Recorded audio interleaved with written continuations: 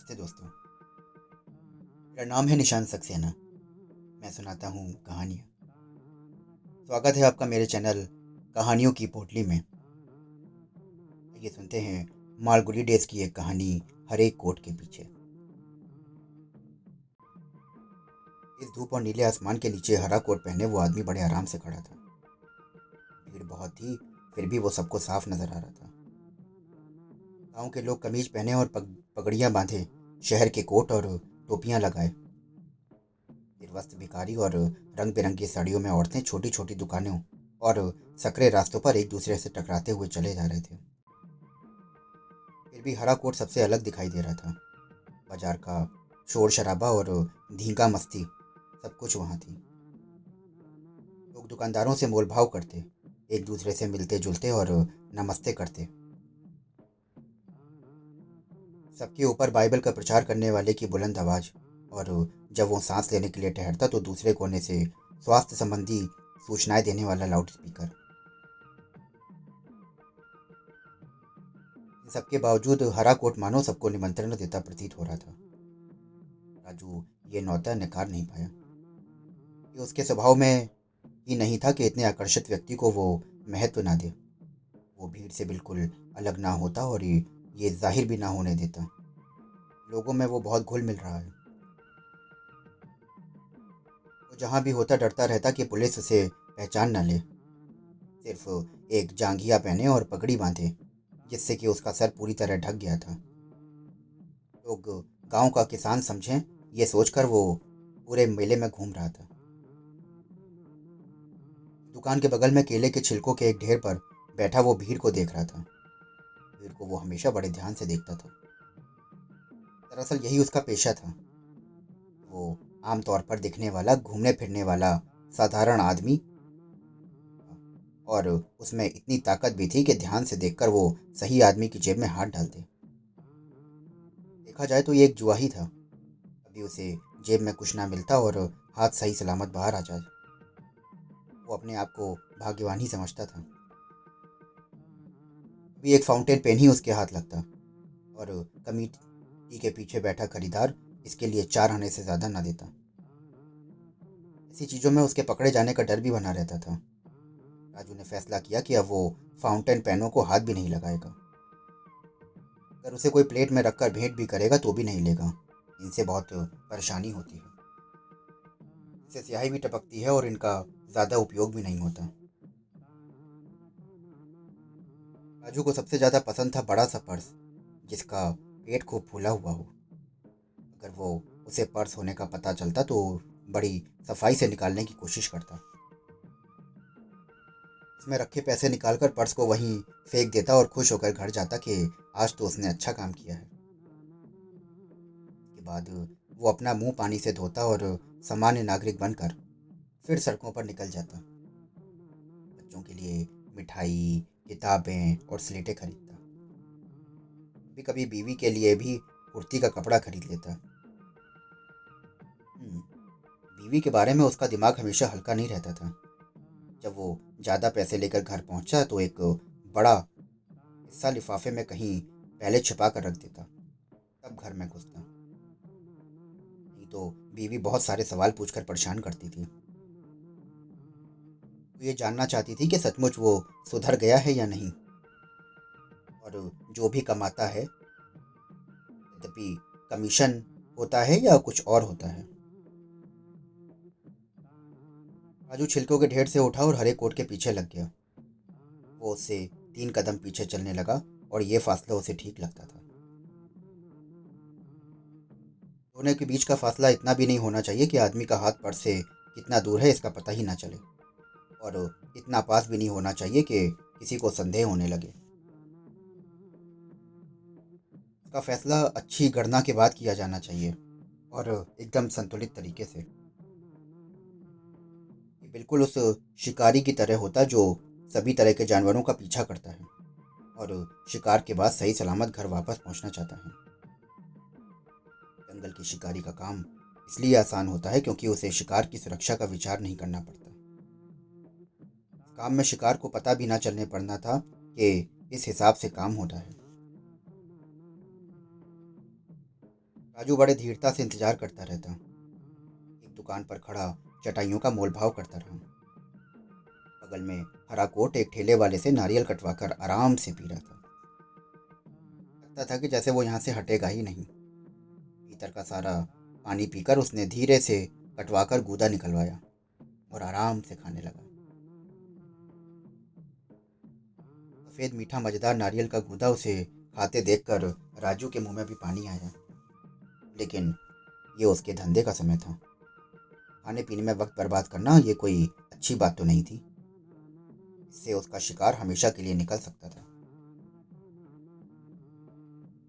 गूदा खाने के बाद हरे कोट ने अपना बटुआ निकाला और नारियल की कीमत पर उससे बहस करने लग गया। उसकी भारी आवाज आरी की तरह खड़खड़ाती थी, जो राजू को बिल्कुल अच्छी ना लगी। वो चीते की गुर्राहट की तरह, लेकिन वो शिकारी ही क्या जो गुर्राहट से डरकर अपने शिकार को हाथ से निकल जाने दे। राजू समझ गया था कि ये घटिया और कंजूस आदमी है। पैसे का इसे बहुत लालच है। जब ऐसे लोगों का बटुआ गायब हो जाए तो बड़ा तूफान खड़ा कर देते हैं। आखिरकार हरा कोट आगे बढ़ा। वो एक गुब्बारे की दुकान पर रुका और बहुत मोलभाव करके एक गुब्बारा खरीदा। और यहाँ भी राजू को ये स्वभाव पसंद ना आया। वो मन ही मन कहने लगा कि गुब्बारा तो बच्चे के लिए है, वो उसके लिए भी। 10 मिनट बाद राजू पर्स का मुआयना कर रहा था। सबसे अलग एक टूटी दीवार के पीछे उसने इसे खोला। इसमें 20 रुपए के नोट और 10 रुपए के सिक्के थे। कुछ फुटकर पैसे भी थे। ऐसे उसने ये सोचकर जांघिए की जेब में रख ली कि भिखारियों को दे देगा। और ये सोचकर उसे बड़ा बढ़िया लगा। केले के शुरू वाले हिस्से में एक अंधा चीख चीख कर भीख मांग रहा था और किसी की परवाह नहीं थी उसे। आज की दुनिया में दूसरों के लिए सहानुभूति तो बिल्कुल भी नहीं रही।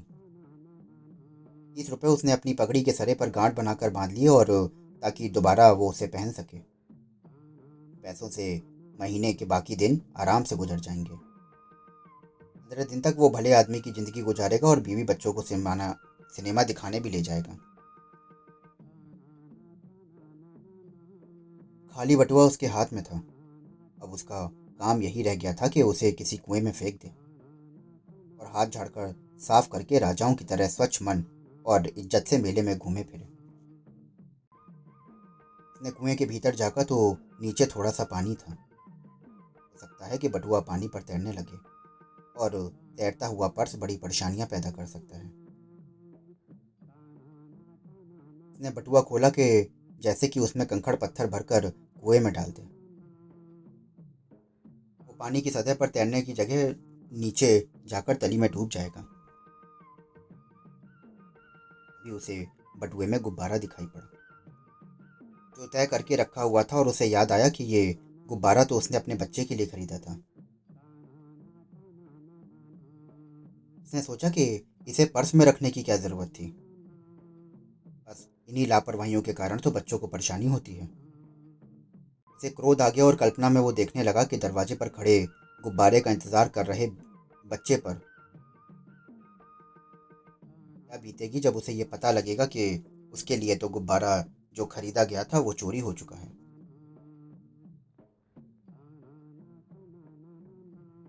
वो सोचने लगा कि अगर उसने रोना शुरू कर दिया तो हो सकता है कि ये आदमी उसे पीटने लगे। इसकी शक्ल से तो ये हरगिज नहीं लगता कि बच्चों की भाषा जानता होगा।